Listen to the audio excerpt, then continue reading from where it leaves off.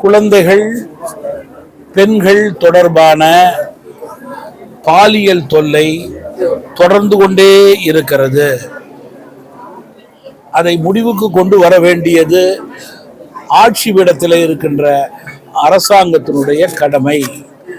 சமீப நாட்களாக குழந்தைகளை வெளியிலே விடுவதற்கு கூட பெற்றோர்கள் அச்சப்படக்கூடிய சூழல் ஏற்பட்டிருக்கிறது. இந்த அச்சத்திற்கும் பயத்திற்கும் காரணம் கஞ்சா கலந்த பொருள்கள், அது மட்டுமல்லாமல் குடி, டாஸ்மாக் போதைப் பொருட்கள் தான். இதன் அடிப்படையிலேயே கொலை, கொள்ளை, கற்பழிப்பு போன்றவைகளெல்லாம் தினமும் நடந்து கொண்டிருக்கிறது. சென்னையில் மட்டும் எவ்வளவு நாளில் 24 மணி நேரத்தில் 12 குற்றங்கள் நடைபெற்றதாக எதிர்கட்சி என்ற முறையிலே அரசை குறை கூற விரும்பவில்லை. தப்புக்கள் நடந்து கொண்டிருக்கிறது என்று தொலைக்காட்சியும் பத்திரிகையும் கூறுகின்றதே நான் கூற விரும்புகிறேன். மக்களுக்கு பாதுகாப்பு கொடுக்க வேண்டியது அரசாங்கத்தினுடைய கடமை.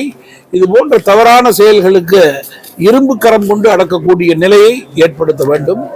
அரசு முதல் உரிமையாக இதில் தனி கவனம் செலுத்தி இதற்கு முற்றுப்புள்ளி வைப்பதற்கான உயர்ந்த நிலையை ஏற்படுத்த வேண்டும் என்று தமிழ் மாநில காங்கிரஸ் கட்சியின் சார்பிலே கேட்டுக்கொள்கிறேன்.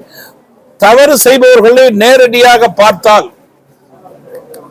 ஷூட்டட் ஆர்டர், அவர்கள் உயிரோடு இருக்கக்கூடாது, அதில் மாற்று கருத்தே இருக்கக்கூடாது, அவர்களுக்கு யாரும் வாதாடக்கூடாது.